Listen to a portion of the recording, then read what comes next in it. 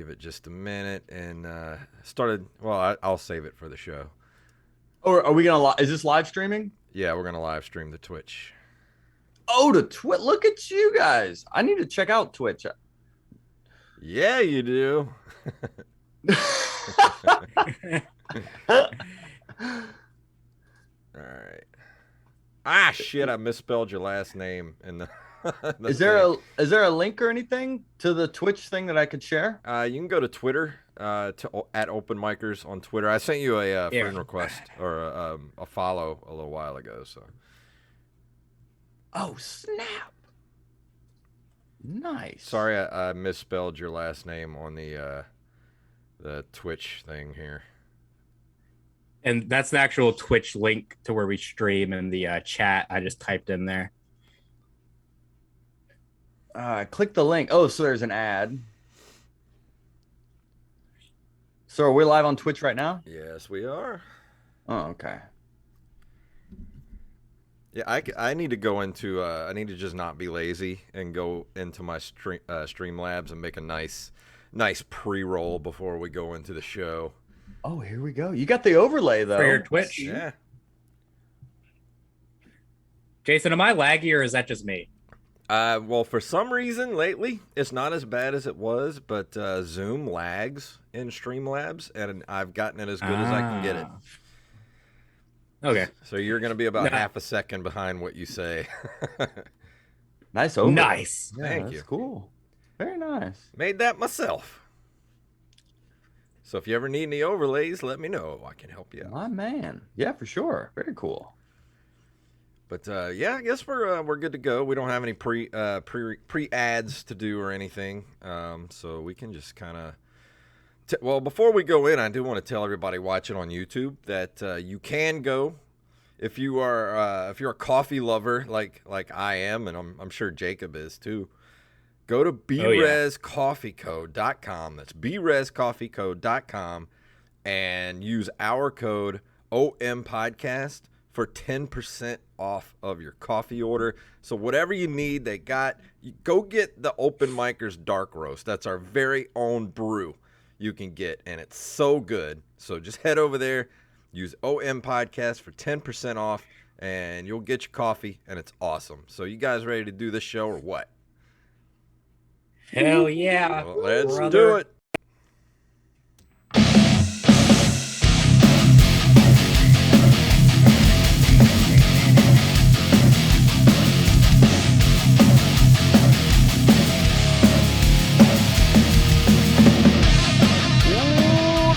Can only mean one thing. It is our Patreon extra episode for the month. My name is Jason Robbins. My name is Jacob Craig. Good Lord. I'm more yoked. Why are you so loud all of a sudden? Are you screaming into your mic? Am I loud? Am I coming in hot? Did you eat I'm coming your mic? in hot, baby. Jesus Christ. I didn't do anything. This is your fault. This is your end of things. You're supposed to make sure I sound good. You did sound good before the show, and now you're like screaming into your microphone like freaking Gilbert Gottfried. You're just like, "Hi, I'm Jacob Craig." Do I sound good now? Yeah, you sound good. Okay, well look, I'm so yoked, Jason. Do you want to know how yoked I am? How yoked are you?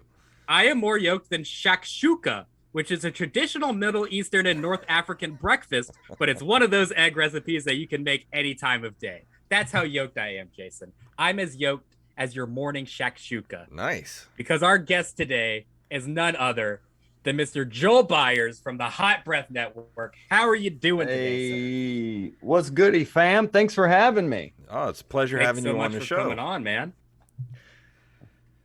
So you start, Jacob. Go ahead, go. Don't make us look stupid. What a great go. start to a podcast. Thanks for having me, guys. And then we're like dead silent. We're like, all right, who? Yeah, we usually like to start work? with just an awkward pause.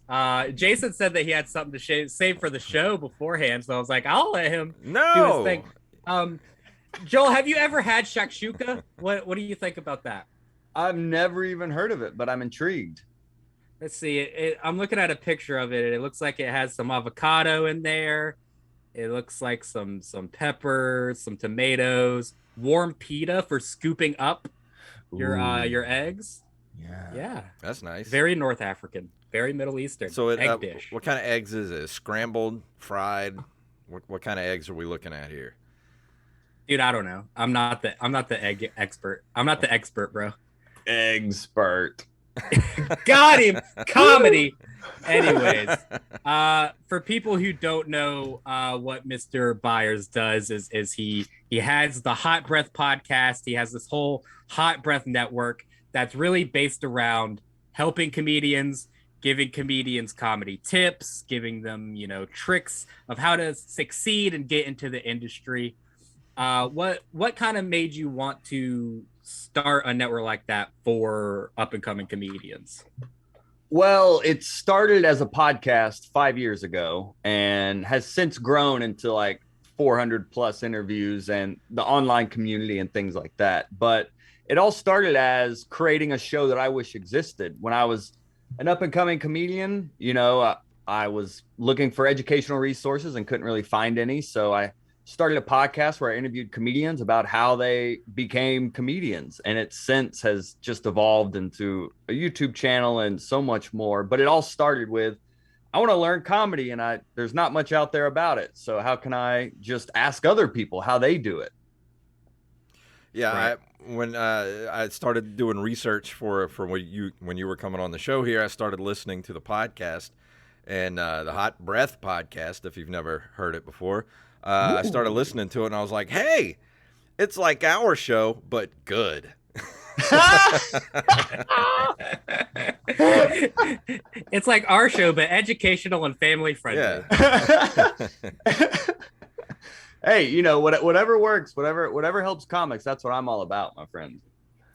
Yeah, that's kind of what we do here too. Like we kind of started our podcast to basically like promote open mic comedians that no one knows about. And then for some reason, like famous comedians were like, yeah, I'll do your podcast, even though everyone knows me. And it's just, it seems like that's kind of what happens when you spend so much skin in the game and your intentions are kind of true in the sense where you're just trying to help people out. And then in turn, people will kind of want to do the same thing for you. Yeah, it turns out comedians overall like helping other comedians. So it is crazy. Sometimes you just reach out to a well-known comic and they're like, oh yeah, of course, I'd love to come on the show. Which you're like, oh, cool. And when you start meeting more and more comics, you realize most of us are nice and do enjoy helping each other. But, even coming up in my scene, I wasn't necessarily the cool kid. I didn't get on all the cool shows or whatnot. So I was never, it can still be cliquey and things like that. But I wanted Hot Breath to be like an all-inclusive, positive comedy community just for people to get better and not have to worry about all like that competitive and negative aspect that I had to deal with for so many years. So it's cool to see. I think that's kind of like an old school mentality in the comedy game is like every man for himself and having that scarcity mentality. And it seems like more and more there is this like growth mindset that there's an abundance to go around and we can all help each other just get better as long as you're willing to put in the work. That's the thing. At the end of the day is like people can take classes and listen to every podcast in the world, but unless you're getting on stage, you can learn and be entertained and stuff, but on stage, I've interviewed over 400 comics and the number one advice is you've got to get on stage. Right, for sure. And the scene that you started in, did you start in kind of a bigger city scene or did you start in kind of like a close-knit comedy community? Yeah, I started in Atlanta. So a great scene. Atlanta has a great scene here. There's shows every single night of the week. You can get up multiple times a night here. So I think it's even busier scene now than when I started 12 years ago. But it's always been like a good quality scene to really develop as a comic. So that's the number one thing is stage time. So it's a great place to get stage time. Do you feel like, especially with all the people that you've interviewed, I mean, you're closing in on what 400 episodes, something like that? Yeah. Do you find that it's easier? What am I trying to say? Like the older comedians, do you feel like there's a block there with older comedians to like actually like get them to pass down what they know, or do you feel like younger comedians are more eager to kind of help each other out, or do you like that type of thing? Do you feel like there's like between older and younger comedians, do you feel like there's a difference? I haven't really come across anyone who was like, oh, I don't want to give away too much, you know. So fortunately, like, you know, I've interviewed people 30 plus years in the game, and no one has ever been like trying to withhold information or anything. And I think part of that maybe it's a top down of like how people like Joe Rogan and like Bert Kreischer and like they all have each other on their shows. They all like to uplift other comedians. You know, if a new comic has a special coming out, like a lot of times Joe Rogan will have them on the show and they'll pass that comic around to promote their specials, and they'll retweet things they promote and things. So I think seeing people at that level starting to do that, it really trickles down to the younger comics. So I feel like that's an old way of doing it that isn't really as prevalent anymore. I mean, it's still out there, and I mean, and there's still grumpy like road comics and things like that. But I think the reason overall, the reason I asked that is me and Jacob have definitely run against some, you know, some grumpy or older comedians. like, and you asked them for advice, and they're like, no. Oh, they're just kind of, you know, just grumpy, just like grumpy old people. Oh, well, there is that. I mean, if you connect with some of these road dogs who have been living in Econo lodges for the past 20 years, you know, when they get that microtel breakfast, they're going to be a little grumpy by the time the show comes around. I think my experience with that has been more like I'll get a spot opening for somebody who has like, you know, Comedy Central credits or has been on Rogan or something like that. And so I'm excited to like get in the green room and like shoot the shit with them and ask them all these questions and pick their brain. And then it's more like they don't want to give you the time of day, and they're kind of just like, hey, can you get out and not well, the like, green room's a different zone, you know, like that's on true. a podcast is one thing. Well, that's usually where I do most of like the dissecting of who they are and their process and how they got to where they are as a comedian. Like in the green room, like even if you're in there, you know, then it's definitely a more of a chill vibe. You just want to be a cool hang that they'll just want to be around. You know, the green room isn't necessarily always a time to just ask a bunch of questions and stuff. You just kind of want to be someone cool they don't mind being around. I mean, I interviewed Ali Sadiq, and he went in on like comics in the green room, and he's like, the green room is for the headliner. He was like yelling, and I was like, oh my god, you're scaring me. And literally, I've interviewed him twice, and both times there are moments where I was like, you're scaring me, and we're alone in a hotel room right now, and you could kill me and then throw away this tape and no one would ever know. But yeah, so yeah, the green room's a different vibe because that's kind of like the office, you know, that's kind of your workplace. So there's a different energy in there versus just a casual hang in the diner or just like, you know, on a podcast or something. Well, it's such a different energy because, like you said, it's a chill vibe. But I also come from the music side too. Like, you know, I've been in bands. I've been playing music for 25 years, and I've been to the level of being able to be backstage and have green rooms and, you know, security and all that kind of stuff. And you know, they always, you know, make people leave the green room before you go out, but you're always in there with each other, like the band, and you're kind of like feeding off each other and pumping each other up and all this stuff. But when it comes to being a comedian, like it's just you. And I'm not used to that because I've been to places where there's been other comedians that are like, you know, way higher than I am. And there's like it's like a weird energy in the green room, and I'm like, this is not what I'm used to at all. Yeah, it is different, and it's a case by case. Some comics are super cool and welcoming, and others are very standoffish. Or sometimes comics just want to see if you're funny first. You know, sometimes they want to be like, do I even like this person? Yeah. Like, if they're not funny on stage, I don't know if I want to be talking to them that much off stage. So like everyone's different, you know. So it's just kind of, you just want to be calm, be cool, and just kind of let them set the tempo and the tone for how like the green room's going to be. Yeah.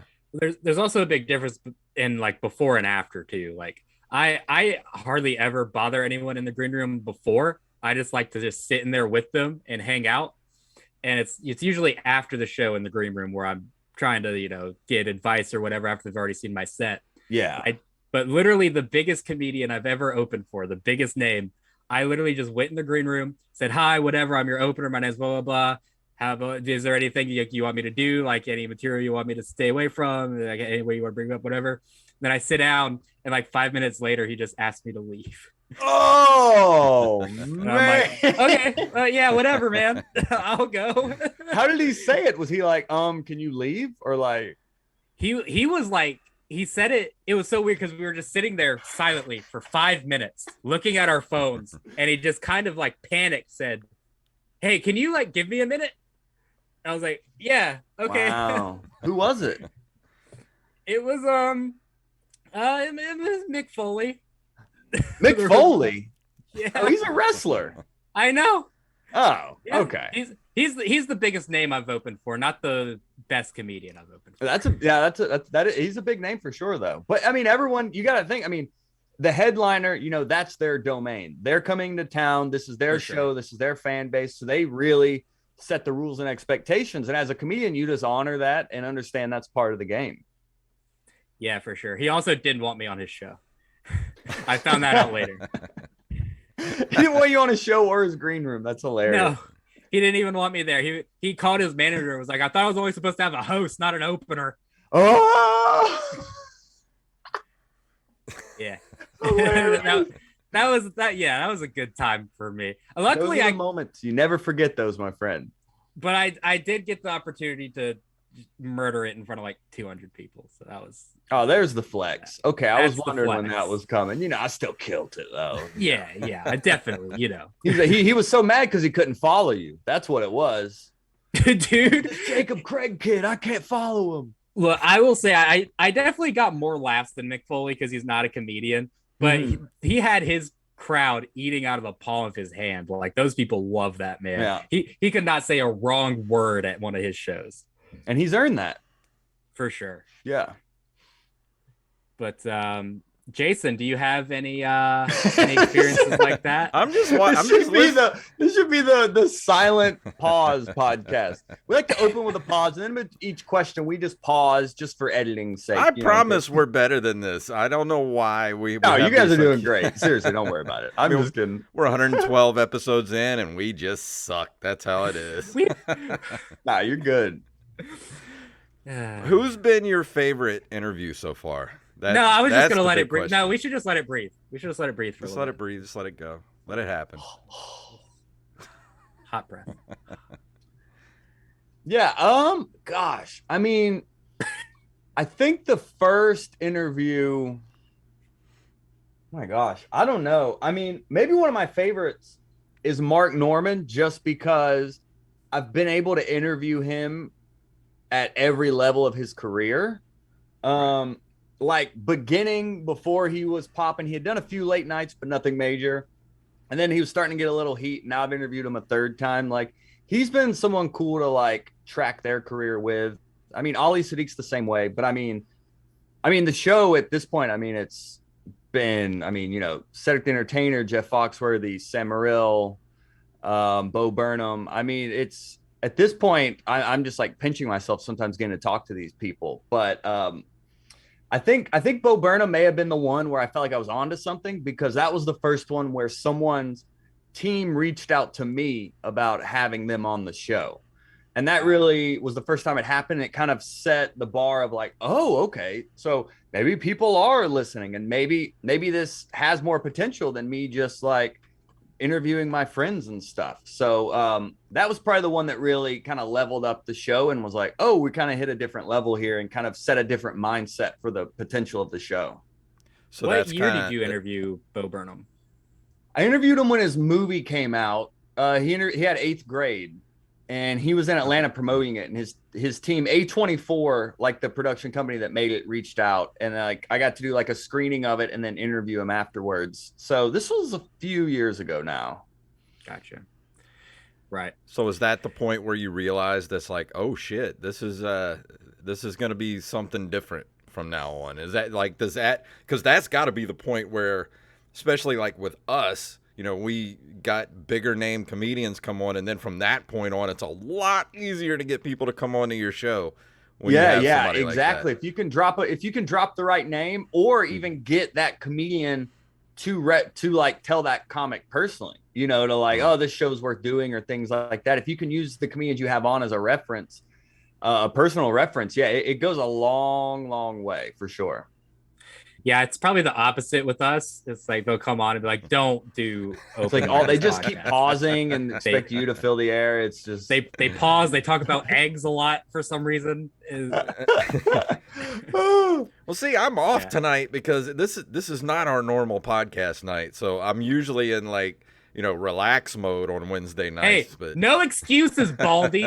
you got to stay on, fam. yeah, man. Joel, I feel like you're me in 10 years if I really got my shit together. Do you feel the same way? You talking? Which you talking to me or Jason? I'm talking to you. Like you look like me in 10 years if I just really like tried and got in shape and got more handsome. That's a lot of ifs you just threw out there. Yeah. Just You look like me if I changed my entire lifestyle and identity. Absolutely. Let's face it, Jacob, you're not gonna live another 10 years. So I just got done eating a gourmet burger for dinner that had like prosciutto and melted cheese on it. So no, I'm not gonna make it another 10 years. How long have you been doing comedy? I've been doing comedy we've both been doing it for 5 years actually. I've been doing it since I was 17. we both started on the same exact night and we didn't know each other. Nope.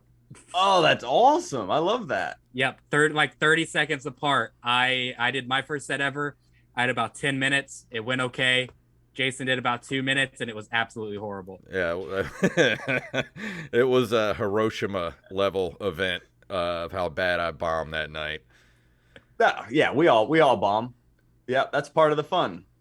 Yeah. But yeah, we've both been doing it the same amount of time. Jason definitely got a late start in comedy. How old were you when you 5 years ago, Jason? I was what? That was what? 2016 when we did that. 2017. 17. Yeah. That was 5 years ago, so I was 40. Yeah, he was 40 and I was 17 starting comedy at the same time. And Yeah, then but to 2 be years fair- later, we became best friends. To be fair, I've always been a comedy writer, and I've that's won awards before going up and actually being a comedian. So there's that. To be fair, I've always been kind of an asshole, so I've always had just a leg up on the competition. I have a Cannes Shorts Award-winning short film, sir. So there you go. Oh, that's great. Yeah, I poop myself sometimes. Yeah, there's it's never too late though. I mean, there's people that start in their 60s. I think there's a documentary coming out I just saw that's like people starting in their 80s. So Actually, it's you did a great interview with that Mike Binder. It wasn't this last episode, but it was the episode Oh, I love before. Mike Binder. Yeah. And yeah, he's great. He started back doing comedy, and he's what, like 56, I think he said? 55, 56? I don't remember, but he hadn't done it in 28 years, and now Yeah. he's doing it again. Yeah. I think largely because of Bob Saget's passing, right? Well, I know he did that Netflix movie about Yeah. Bob Saget and all of that. Maybe that is what inspired him. I don't really know. I didn't ask him what inspired like him to actually take the leap back on stage. I was too busy asking him if he could get Bill Burr to do it. I think that was all. Yeah. It's like him, like, how about Bill Burr come on? Yeah, Which I think he that's did tell something him, that but he didn't. He hasn't. I think I read that somewhere in he has a newsletter called Stand Up World that I'm Yeah, subscribed yeah, to. it's great. And I think he mentioned somewhere in there that being back on stage for all the Bob Saget memorial things is what kind of inspired him to get back on stage. Or I could be making that up. I'm not sure, but that sounds right to me. That would make sense, though. Yeah, it probably creates a new appreciation for life and to make the most of it. Yeah. How old were you when you started comedy? 22. I'm 34 now, and I started my senior year of college. I was about to graduate, so I Yeah. was 22. Yeah, That sounds about right. I'm 22 now. So nice. Yeah, you started at 17. You're like Chappelle. This kid's got the goods. I wish I think Yeah, but the We've difference talked between about- him and Chappelle is he doesn't have the goods. Well, we've talked about this on the show before. I think no matter what age you start at, there's that syndrome of, oh my God, if I started 5 years earlier, I would be Yeah. so far ahead right now. Like, I literally think to myself, if I started comedy at 14, I'd be so far ahead of where I am. It clicks different for different people at different times.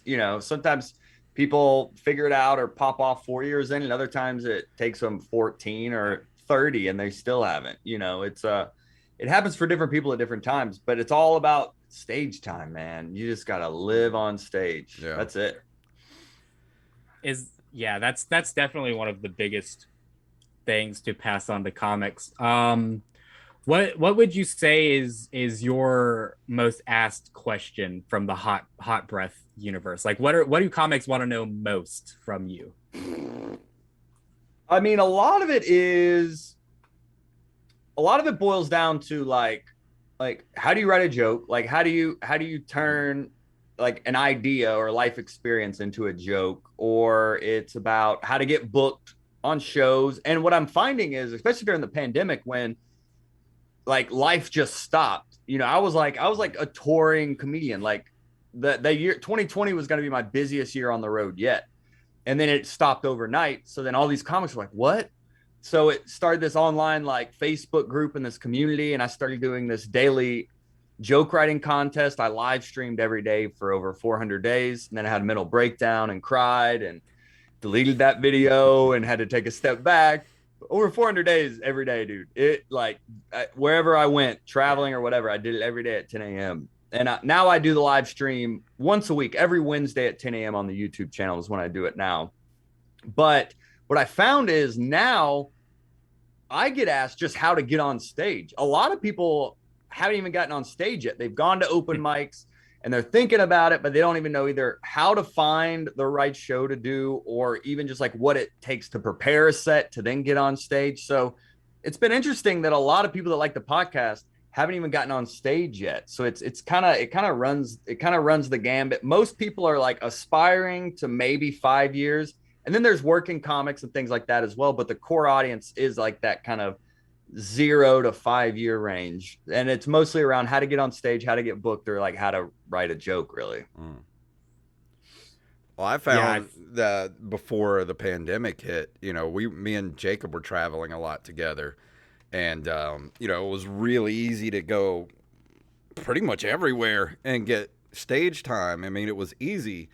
And then pandemic hit, everything shut down. And that's really why we started this podcast. So we would kind of stay sharp, Yeah. And even now, like everything's opening back up. It's still kind of hard to, like, the hardest thing I find is the motivation to like start doing that again, like just road dogging it, all the time, trying to find as many stages as I can get on. And now I'm just like, I think I'll just stay home tonight and watch Netflix, I feel you, man. Like I like literally for like the first 10 years of my career, like I literally like lived on stage. But like before my wife and I got married and all this, like I was like, this is my job. This is literally what I do. I'm out during the week, like getting reps in, developing material. And on the weekend, I'm like doing gigs and stuff. And like, I did, that's all I knew. And then the pandemic hit and I've gotten a little taste of like, well, maybe I don't need to go do that open mic, and like, I've been doing this 12 years, and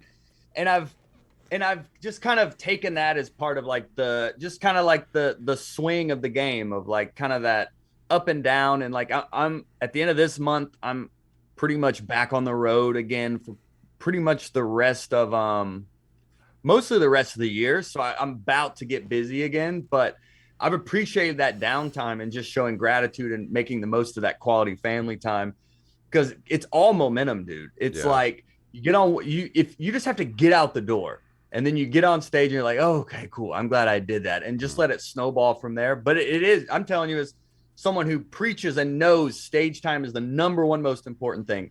The pandemic really, well, I don't want to say softened me up. Maybe it changed my priorities a little bit, that it's like, maybe I don't need to go do that flogging at that coffee shop at 11 p.m. on a Tuesday. Maybe I could stay home tonight and save it, save my ego a little bit. Well, but young comics, I mean, you've got to, it's all about stage time, dude. Like, and you're right. Like younger, here's a word of caution for people that listen to the show, younger comedians, whatever.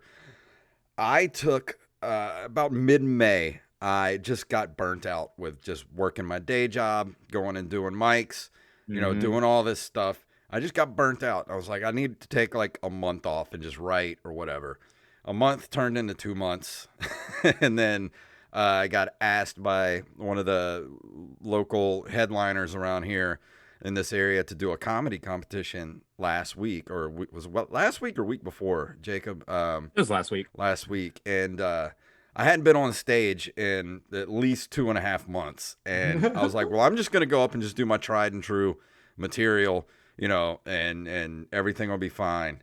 I get on stage, and it was like I felt like a beginner, like I'd never been on stage before, and I just bombed so hard.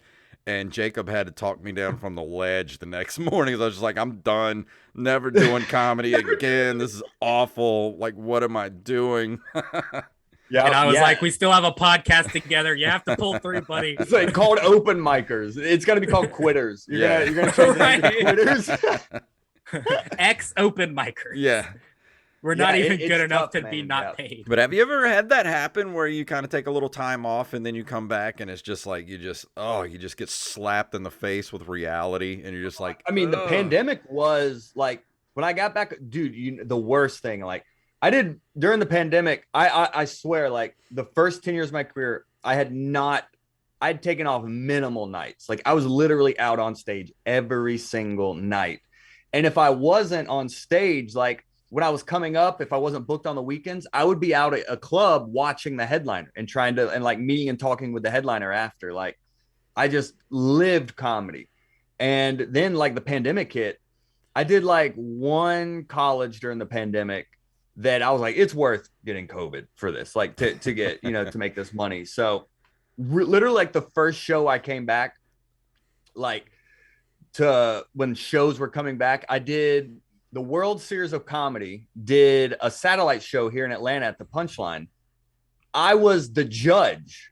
I was one of the judges on it because I've had them on the podcast. We've collaborated. I've done seminars at their festival and stuff. So they were like, hey, come be the judge. We're in your hometown and whatnot. Dude, I was the judge. So I was one of the people scoring the comics. And at the end, they're like, okay, at the end, we're going to need you to do 15 minutes while we tally up everything. I literally have been on stage once in 2 years and I'm the judge and it's all these judgy comics. Like, well, let's see what this guy, what is he? He's the judge. He has his podcast. What is he about? I don't want to say I bombed, but I sweated a lot. Like the kind where you can like feel it drop from like your nipple to your stomach. Like and you feel it rolling down your back and like, because the timing's off, like there's no stage presence because you just haven't been up there working that muscle. And so that was kind of like jumping back into the deep end doing that show. And it probably took me a month or two to really kind of feel like I'm back in the swing and getting more of a rhythm on stage. Because I mean, it really is, there's a timing to it because comedy is definitely, it's a dialogue. It's not a monologue. So you say something, the audience laughs. That's their part of the conversation. So there's like a rhythm and timing with like you speaking, them speaking, you speaking, and there's like a symphony to it that you just have to kind of dial in through being on stage a lot. Right.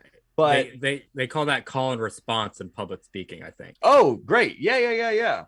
And it's cool though to like, I'm hoping maybe the pandemic did help with that hustle mentality a little bit. I mean, yeah, dude, like those early days, I would work all day and then be at shows all night and then be back up at 6 working again to do shows all night. And like, I think it was, I can't remember how long he took a break, but I remember we had Giannis Pappas on the show and he talked about, he quit comedy for, I don't remember how long it was. Maybe it was like 6 months or something. He just needed a break. And I think that's okay. If you need that mental break, if your mental health is like compromised because you're doing this, but it's also important to have good friends like you guys have, and make friends in your scene that are there to support you that are like, we'll just come out and hang out. You don't have to get on stage, but let's hang out. You'll feel better once you do. Kind of having those supporting friends in the game to kind of help you when you're down. But dude, it's a grind. Any way you look at it, any stage of your career, it's always a grind. I'm definitely that friend that'll make fun of you if you don't get on stage. I think everyone needs that friend. It's like, oh, dude. I mean, until the pandemic, I was like, what do you mean you're not doing a show? Like, what do you mean you're not? Wait, what are you only doing one show tonight? What do you mean? Like, I was definitely that dude for sure. But I mean, it's stage time. You can't.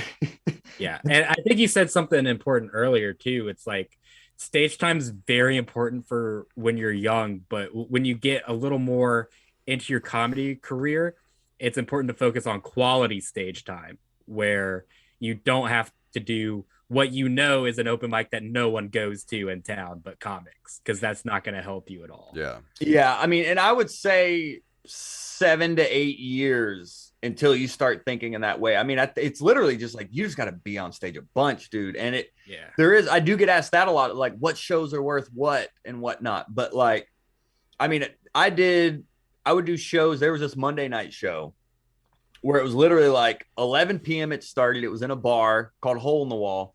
And a lot of the times it would be only comics.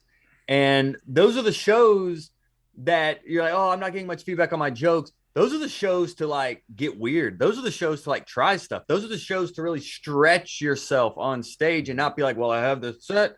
Let me do it. I mean, I did all sorts of things. I would rub walls.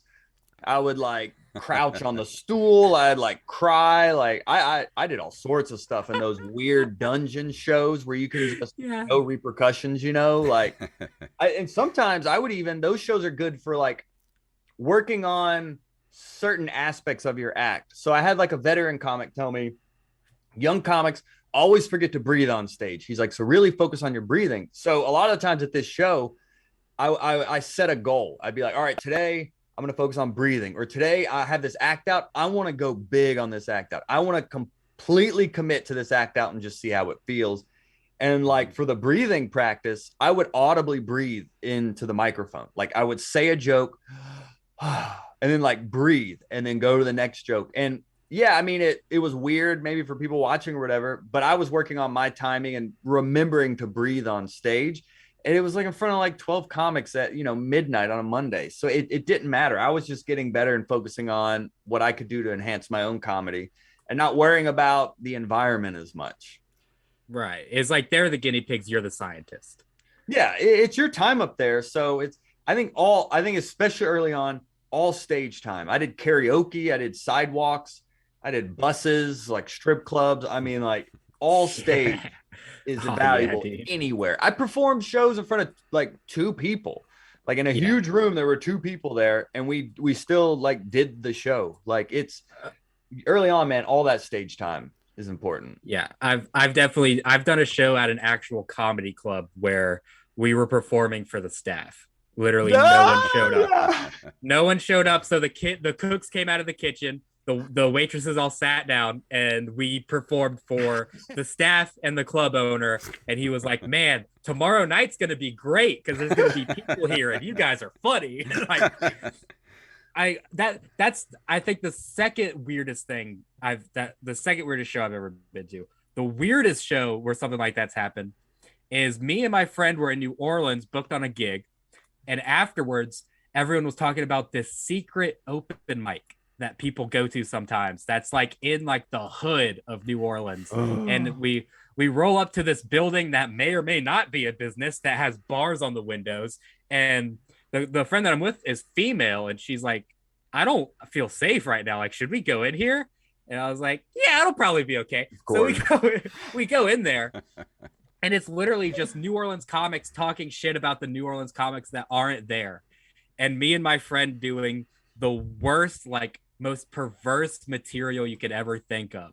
Because again, it's only the 3 people that work there, and it's all comics. So we're doing like just stuff that would definitely get us in trouble, because there's canceled now. Yeah. Absolutely, because there's just no repercussions, and it was a lot of fun. But it's one of those things where it's like it's not even practice, because I can never say this in front of real people.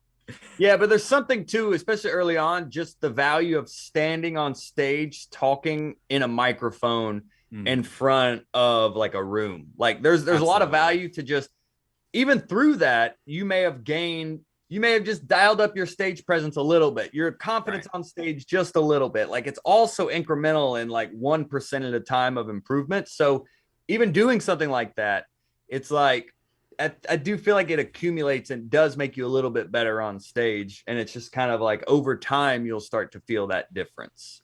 Absolutely. Yeah. I mean, for sure, like the worst shows I've ever done have been what has made me a better comic. Like, yeah, and a lot of comics dial it in on that kind of stuff, or they'll roast the room or be like, oh, it's all comics or whatever. But literally, like, if you could perform in front of 2 people as if it's 200, When you get in front of 200, it's easy. It's easy peasy. But that is the hardest. That's one of the hardest things to develop is like, if it is a Tuesday at 6 p.m. and it's a coffee shop and you're staying in front of a window with homeless people walking by and the coffee grinder's going off, can you perform there as if it is a sold out show at a comedy club? And going into it, that mentality, it doesn't mean that time you're going to be able to do it, but going in with that mentality, you'll over time see, oh, the first 30 seconds I performed like that.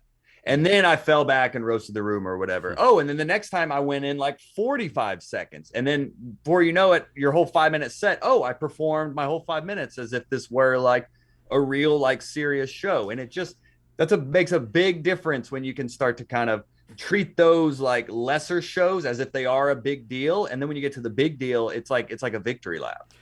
Well, even the shows where it's just, you know, like it's an open mic and there's just comedians there. Sometimes those are some of my favorite shows that I've done because especially if I can make other comedians laugh, like some of my friends that have been comedians for a long time, or if I say something so weird that nobody gets it, but I hear Jacob cackling from like the dark of the back of the room, I know that's completely worth it to me.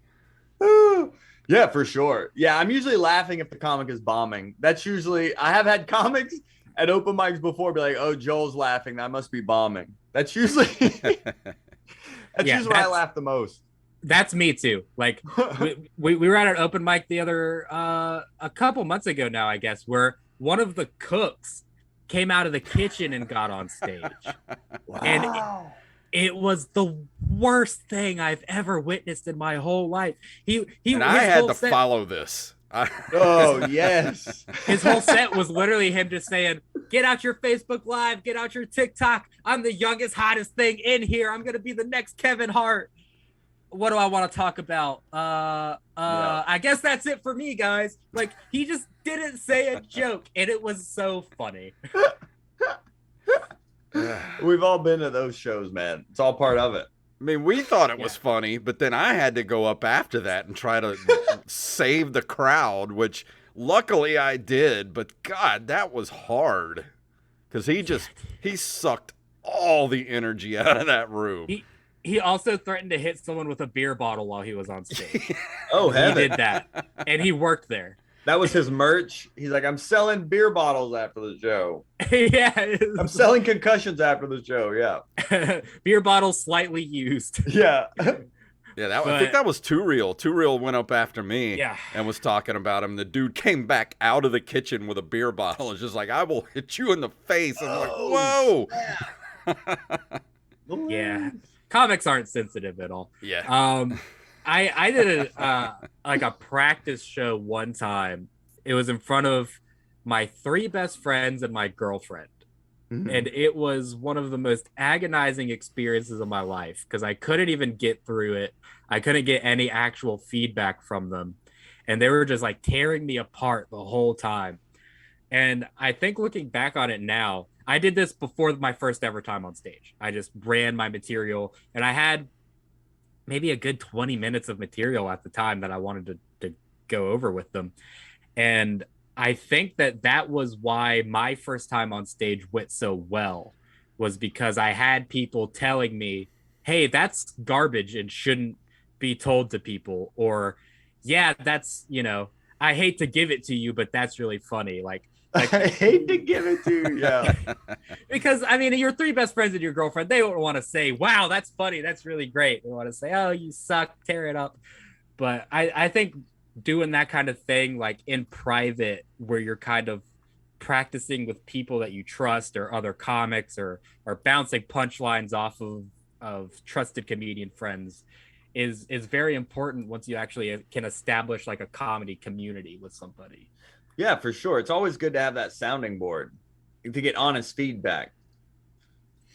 But taking it with like perspective though, of like, what do your friends know about being funny? Like, right. You know what I mean? It's like, yeah, they could not think it's funny. My wife doesn't think anything I do is funny. So, and I'll run stuff by her and she like rarely ever laughs.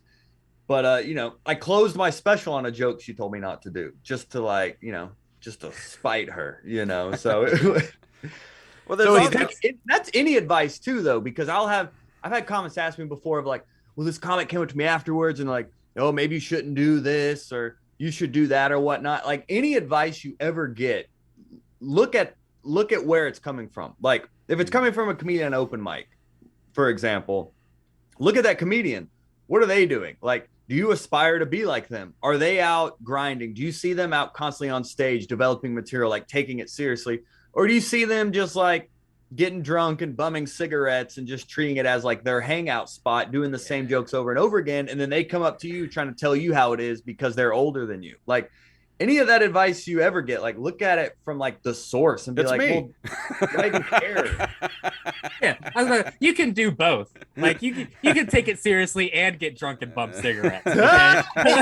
that's don't get it twisted. Seriously. Yeah. So take the source, you know, take that into account because we are sensitive. And if someone says something to us, it can like shake us to our core, like, oh, maybe I should never do that joke again, or maybe I shouldn't have blah blah blah blah blah because so and so said it.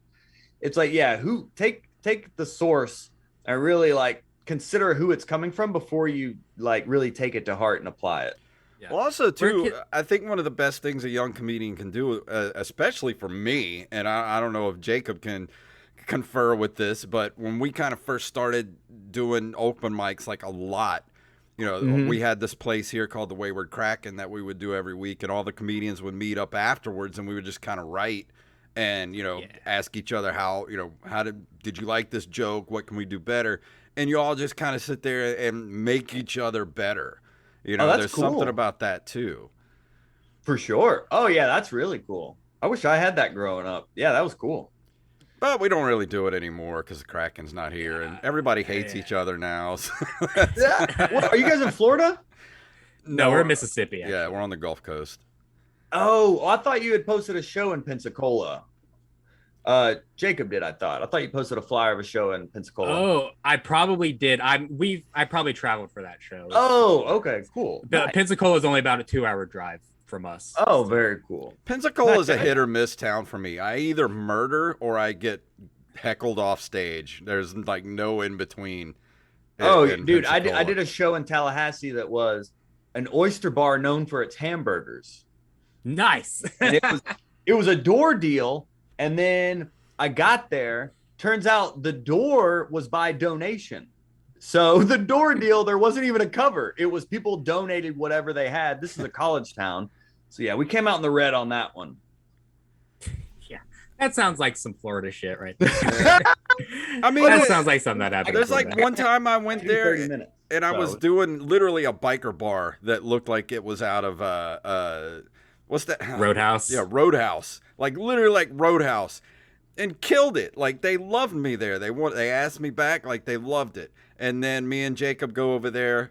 It wasn't in Pensacola. What was the name of that place we went to where the fight broke out right before? Oh, that was Panama City. Oh yeah, that was Panama City. Literally, no. a fight breaks out the second like they start the show. Dude, literally what happened was the host got on the mic and was like, all right, you guys ready for some comedy? And in the audience we hear, what the fuck did you just say? And then two guys just start fighting. Hilarious. And this is the kind of place that you walk in and it's like full of like pool tables and stuff, and you walk in and it's like it looks like you just walked into like Sons of Anarchy. And like it's almost like we walk in and you can audibly hear the record scratch as everything stops and they just turn and look at you like, what are you doing here? Oh, dude. I mean, I came up in Atlanta and I did all the hood rooms. Like in Atlanta, I was known as White Boy Joe. Like, because seriously, like white people didn't mess with me, dude. Like I did all the hood rooms. I got booked so many times just because I would get called and be like, hey, we need a white boy. And I heard you were the white boy.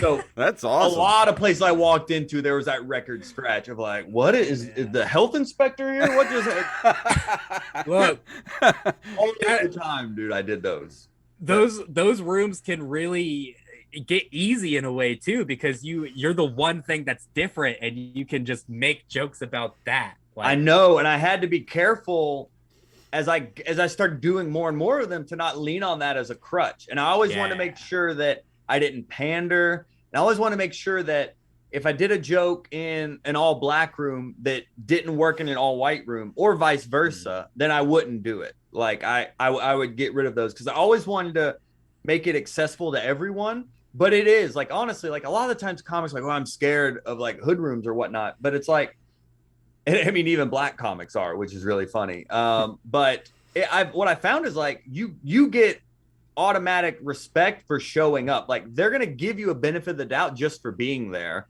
and you can lean on the whiteness and really make fun of it if you want. But what I love about, and this is what I like had like Gary Owen on the show, who's known as like the white urban comic or whatever.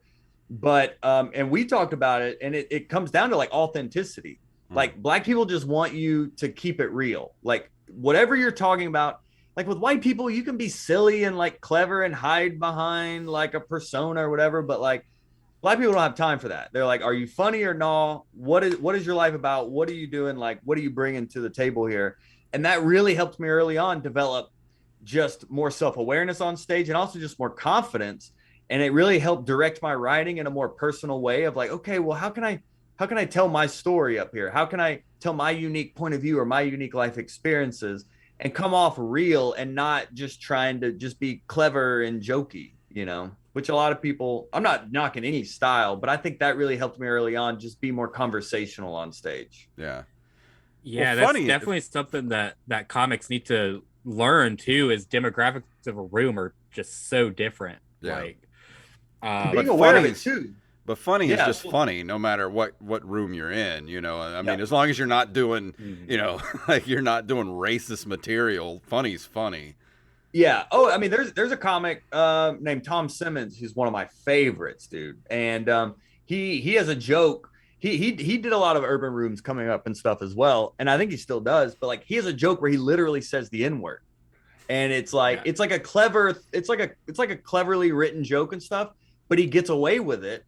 And it comes down to just like, at the end of the day, it's like he's likable. He creates trust and rapport. He doesn't open with it. So he creates a relationship with the audience. He builds that trust and then slides this one in. And they're like, all right, we'll let that one slide, and I'm not telling anyone. It's all about intent. I would never tell anyone to go do that. But it's just interesting to see someone at his level who's been doing it like over 20 years now, how he, at that line, they can walk that line. And the greats can. But it's sometimes people see someone like a Bill Burr and they're like, oh, he's saying all this misogynistic stuff.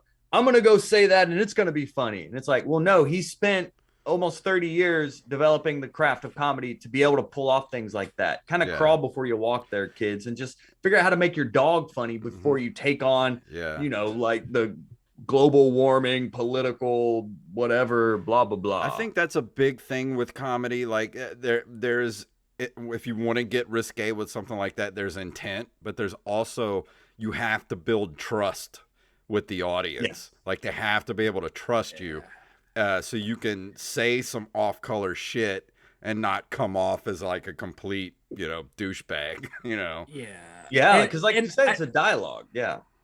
Yeah. And I think it's important too to not stray away from who you are too much. Because like if I, no matter what room I'm in, I'm the loud fat white guy from the country. Like that's who I am. That's what you're gonna fucking get. And it works in black rooms because they're like, okay, I went to high school with this guy. And it works in white rooms because they're like, that's my uncle. Yeah. Great self-awareness. Self-awareness is so key. And how you're coming off to the audience is super important. I think I learned that lesson from Rory Albanese, who was the executive producer of Daily Show for like 10 years and did stand up. But once he stopped at Daily Show, he started doing a lot more stand up and touring around and stuff. So I got to open for him. Yeah. And some of my jokes were missing. And he was like, well, think about how you're coming off. Like I was trying to do these jokes and almost tell the audience how the world is. I was trying to be like political or whatever. Yeah. And he's like, you look like their son. It's a Friday night and you look like their nephew or whatever, trying to tell them how the world is. It's like, think about how you're coming off. So instead of me coming off like almost like commanding, if I came off more like absent-minded, if I delivered the same material, but but in a different way that didn't come off as like, oh, I know how the world is, but more like, I don't know, I'm trying to figure this out. Is this right? Like sarcasm helps. And just shifting, understanding how you come off to the audience, that can really help interpret how you deliver the jokes, and how you deliver it can be the difference. It can be the same words, but you saying it in two different ways can give you two completely different results. Yeah. That's a big key for, especially for young comedians, is learn the importance of words and how to say things different ways, but pay attention to how you say things, because you can say the most unfunny shit if you say it in a funny way. So, and that's what I rely on a lot. Oh, saying it in a funny way? Yeah. Like the way you use words, the way, like the words you put together, because I found, like, if I do a lot of stuff and I find it hits one time but it won't hit a different time, I always have to ask, like, why did it work that time but it didn't? But then you go back and listen to it, it's like, oh, well, I said this first, and or the second time I said it didn't work is because I missed an important part or important word. So, and also just going back and listening to yourself helps a lot too. Yeah, it's painful, but it's necessary. And I'll even count like reviewing a set as writing. Like I'm like, all right, I'm writing today. I'm listening to this 5-minute set or whatever. Because you reviewing your set, it's painful, but I almost always come up with a new idea. Like when I'm reviewing my set, more than if I sit down and try to force something out. If I listen to a set, more times than if I just sit down and try to force out jokes. Listening to it, I'll think of tags or different ways to do things, and the reviewing of your set is so powerful. And plus, I use an app called, what's that app we use, Jacob? The Comedy Companion. Yeah. And Comedy Companion. Like when my style, I don't know how your style of writing is. I think every comedian is different, but I'll come up with ideas, and I don't really write out like entire bits or anything like that. I'll have like a sentence or two or like keywords, but most of it is worked out on stage, and then and really trying to find out what hits where, and sometimes you can just take different bits and put them after something else, just trying to like really just build yourself up. Like I just, a lot of comedians like myself, that first set we did that we talked about when me and Jacob went up, I thought I had a killer 5 minutes. I was like, I'm going to go up there and this is the best thing ever written. And whoo, it was not good. Yeah. I just looked up that app. I haven't heard of that app, but I'll definitely check that out. That sounds interesting. Yeah, it's a really good app to build your like, you can put together set lists, you can keep track of your jokes, all that kind of stuff in there. It's great for set lists because you have this whole page that's just the tag of the joke to help you remember whatever your set list is. But I write. Go ahead. I was just gonna say I write jokes completely opposite from what Jason does. Like I write exactly every single word I intend to say. I make annotations next to it of how I want to say it, like stuff like that, where I'm just completely meticulous. And if I ever improv on stage, it's usually because there's a heckler or something like that. Oh yeah, I was literally just about to say that with like, that's how I started. I started with one-liners like Mitch Hedberg, like Rodney Dangerfield. I loved both of them. And young comics always sound like someone when they start. Mitch Hedberg was mine. I sound like Mitch Hedberg when I started, but I did one-liners for years. I mean, maybe the first 5 years, it was just like all one-liners. And then I've slowly over time just developed more conversationally, and like the jokes have to be there at the end of the day. Like you still need to have jokes behind however you're delivering these for them to really like hit and connect with the audience. But I think learning how to write a one-liner really helps develop any style of writing you want to do. I know some people are like, oh, but I'm a storyteller, I don't really tell jokes. And I was like, well, no, there's a way to like write out your story as it happened and then go back in and write punchlines, because people see a comic tell a 10-minute story and they're like, oh, that was magic, they're so good. It's like, well, no, they literally, every laugh is intentionally there. They didn't just stumble upon this story. I think Bert Kreischer said the Machine story took him like 6 years or something to develop. Yeah. Like it's insane. Like it takes a long time to develop material. And I did start with just set up, punch, set up, punch, set up, punch. And now that still informs my writing, but I am more conversational now to where I will now at this point have more of an idea and go up and like talk about it. But still today, just like when I started, like before the show, I have my set list and I'm like writing my set list out and or like doodling or something to keep my mind focused on the comedy. I don't really go and hang out and socialize and cut up as much before the show. Like I'm really there to like work on this, you know. Yeah. So I really take it seriously. That seriously still. Yeah. Yeah, I think everyone has their own kind of process before an open mic or show or anything. Like, Yeah. I what I usually do is I go to the bar, I grab a beer, I look over my set list, make sure I have it memorized, and then I go and smoke and cut up with the other comics before the show to decompress. Of course. Yeah. Or everything. some people And use then- that to warm up or whatever. Yeah. Right, everyone's get on different. stage loose. That way you're not, you're not getting on stage stiff. Like you've already been hanging out and laughing, and now you're in a good mood to go kind of do jokes. Yeah, for sure. And I feel Yeah, like you talked about doing the set full of one-liners. I feel like that's the hardest sets of comedy to do Well, is just we- one-liners. Like that's really hard to do. Come up with a full set full of just one-liners.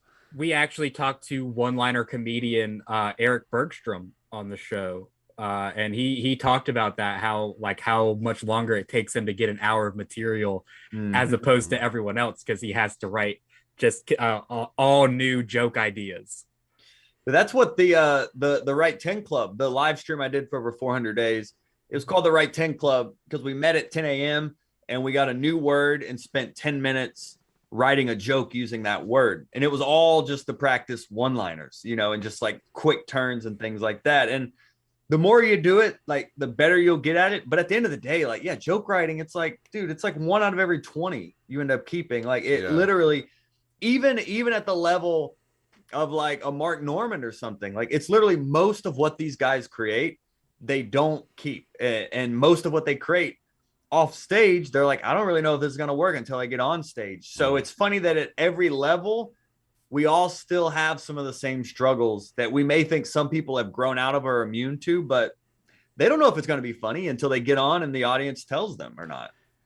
And for me, like, don't ever throw anything away because there might be, a joke you write that's not funny now, but if you have it kind of on the back burner, you can come back to it, a couple of years later and be like, you're so much better than you were then when you wrote it that you could actually make that funny, a year or two later. So any idea is a good idea, but if you come back to it a few years later and it still doesn't work, then you can trash it. Yeah, that's so true. Sometimes they just need to ferment for a little while. Or you need to become a better writer, performer. Yeah. Or in 4 years, you may have this new bit, and then this old idea that never worked is now the missing piece to that puzzle. Exactly. It's crazy Exactly. Yep. how that happens more than you think it would. Yeah. It's like not being able to beat a video game when you're a kid and then going back 10 years later and you can just play through the whole game. Yeah. I mean, no matter what you do, it's writing jokes, telling jokes. It's like working out. It's like a muscle. Like the more you do it, the better you're gonna get at it. Yep. It's like working out. It sucks. Yeah. It's a grind, dude. There's no way around it, and it's not easier for one person than the other. It's easy for us to be like, oh, that's easy for them to get up that many times because of blah blah blah. But I mean, like, everyone has to put in the work. No one is immune to the work. There is no shortcut. There are certain resources and things that can help you with the learning curve of like the writing and things like that. But if you don't take what you've learned in these books or these classes and workshops or podcasts, if you don't take what you learned and like physically apply it onto the stage, then you're just not going to develop. And if you don't want to get on stage, that's fine. Use what you've learned to maybe write sketches and do something else that makes you happy. But if you want to be a comedian, you've got to be writing, but you also have to be performing. There's no way around it. Well, another thing that I had to learn as a beginning stand-up too is like I felt like I had to constantly be writing like a new 5 minutes every week. And if I didn't, then I was just like I was failing at life. And I would go I'm the kind of writer where I go through periods of I'll just go through a month of just pouring shit out of my head. And then I'll have 6 months where I can't do anything but at least write something down. you know. Mhm. And that's what I had to kind of be okay with, is like, I'm gonna go through these dry periods where I can't really come up with anything or anything good, but I know that that dam is gonna burst at some point, and then just try to get out as much as I can in that, you know, that one little period. Yep, that's exactly how I am too. It comes in spurts a lot of the time, and it's not all. Sometimes I try not to force it as much anymore, and sometimes I think it's always like new. But it part of writing is like rewriting and reviewing and just looking. Sometimes writing for me, like I keep the bar very low, like because I don't want to, like, a lot of times we can over romanticize writing, that we have to light a candle and have our tea or coffee, and then we summon the comedy from the pages. But I mean, sometimes like I've sat down and been like, all right, I'm just gonna start by writing the date. Like literally, I'm writing the date. And sometimes that's literally all I've done that day. I was like, oh, well, I wrote the date. Cool. I showed up and wrote the date. But a lot of the times I'm like, all right, I'll just write the date today. And then it may lead to, well, let me free write a little bit, or let me just journal about the day. You know, I lower the bar, and that helps me be more consistent. But that Write 10 Club, it was every day. And now I do the live stream every Wednesday, but in the Facebook group, we still do it every day, where we post a new word and people write jokes and give feedback. But it all started during the pandemic, just because I was like, I don't have live shows. I have no accountability. What am I going to do? And this was just like a way for me to like be held accountable to write daily. And now it developed into just like most of my writing now on the day to day is, it's more like journaling. It's more like free writing. I don't sit down and be like, all right, how can I engineer a joke about, you know, when I went to school or whatnot. But those early days, it was one liners, and I would sit down and be like, all right, I live at home. What are all the jokes I can make about living at home? And I really like would just focus on creating as many one liners as possible. And now that we're talking about it, I need to go back and look at that notebook. I bet there's some stuff in there that I could repurpose now that we're talking about it. Yeah, I definitely do that where I'll go back through. I think I have like 5 or 6 old notebooks just laying around, and I'll just like maybe once every few months just go back through all of them. See, That's like, why why did I I was throw just this looking at joke my out? closet, like there's a whole box of notebooks in there. Yeah. Yeah, it's like you'll go through them and you're like, why did I ever stop doing this joke? Or like, oh, this is relevant again now. So, Well, actually, what was it where I lost a bet or something? This a little while back, where I lost a bet to one of the other comedians, and I had to actually bomb on purpose. Oh, And yeah. what I was gonna do was find my old notebook from that very first night that, you know, me and Jacob did comedy, and I was gonna go do that 5 minutes again here 5 years later, but I couldn't find the notebook. And I'm like, man, that would have been perfect opportunity to just like completely bomb on purpose. And instead, you did like cheesy jokes out of a joke book, and it was better than your regular set. Hilarious. That's funny. You used to think you had to create a new 5 every time. Like comedy is like, it's one syllable at a time. That's how you build a set. It's literally like one syllable, one joke, one tag at a time. And it's a lot of just rewriting and refining. It's not always, well, they heard these jokes last week, I got to do more. No, you have a new tag. You just build it like one brick at a time. And that's the tedious part of developing comedy that a lot of comics don't want to do or don't realize they need to do. Yeah. Man, I did that every week for a year, though. Every week for a year, once a week, I would go to the weekly open mic with a new 5 minutes. Wow. Yeah. And a lot of that was completely unusable. Yeah. But and a lot of it is very not polished at the time too. But at the time, like once I had finally like figured out how to be good at comedy, I had stacked up like a good 45 minutes that I could do, like if someone needed me to. Oh, if needed be. Yeah. Like until the jokes start bombing, and then they shrink real quick. Yeah. That 2-minute bit becomes like 20 seconds, and you're like, all right, yeah, I have 45 minets, and it's 15 minutes into the set. Better start rubbing the walls. Oh man, I hate to say this, but we're coming up on the end of the episode, and we're gonna have to have a little pause here, just to balance it out from the beginning of the episode. But thank you so much for coming. No, on I don't think that was long enough. I don't think. All right, well, let's play one.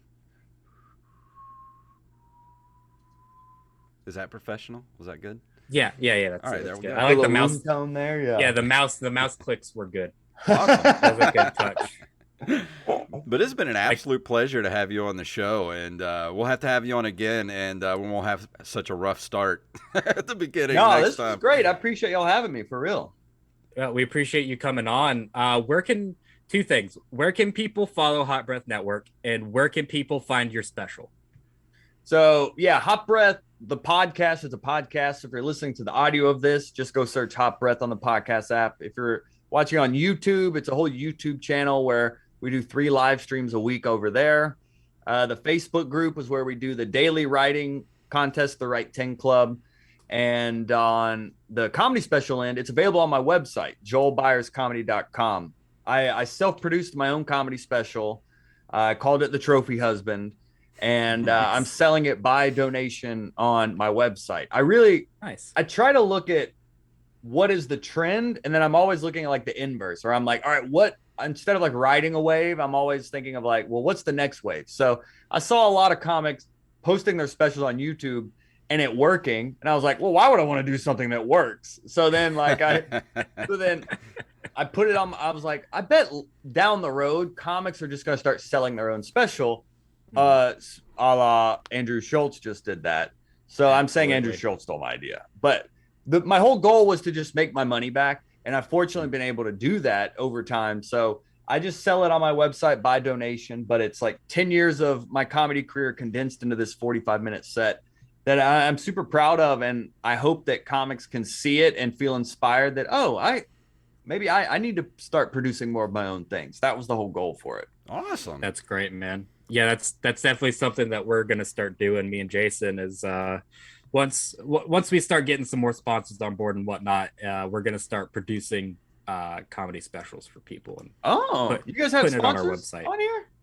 Yeah, we have a couple of sponsors. We get most of our money from Patreon. Yeah. Right now. Nice. Oh yeah, I saw y'all did have a Patreon. That was very cool. Yeah, I need to be more proactive on our Patreon. We started one, but I need to put more out there. Yeah, we have our big patron every month that causes us to have to do crazy stuff to Jacob. And the first one was I had to tase him.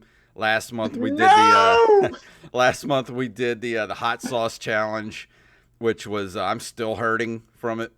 and you tased me again in that one. Then too. I tased him again in that one. And coming up this month, I don't want to tell people what it is. They're gonna have to be patrons to go see it. But that's awesome. Let's just and I'm say, also gonna get tased again. Yeah. Let's just say he's gonna get bruised. This is fun.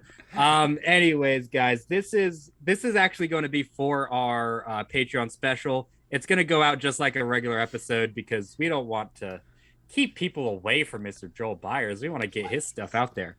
So we're going to release this like a regular episode.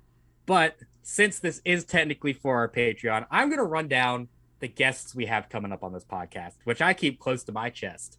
But I'm going to let you guys know that next week we have local comedian Eddie Kane, who is very hilarious. He actually beat me in the finals of a roast battle a few months ago. Such a funny guy. And then, guys, our August calendar is, I will rival this against any other podcast calendar in the month of August. We have Andrew Chavone, Brant Tobler, Jonathan Mangum, Neil Rubenstein, and Paul Rodriguez coming on all in the month of August. If that's not some comedy heavy hitters, I don't know what is, Bubba. So you guys better start tuning into the Open Micers podcast. Hell You yeah. wanna be yoked like me.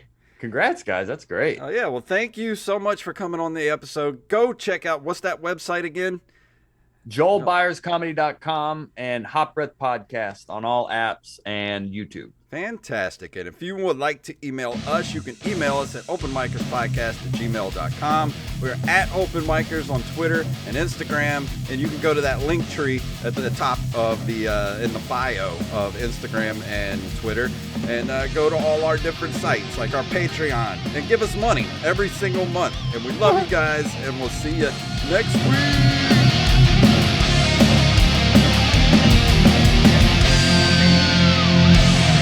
That's my favorite song.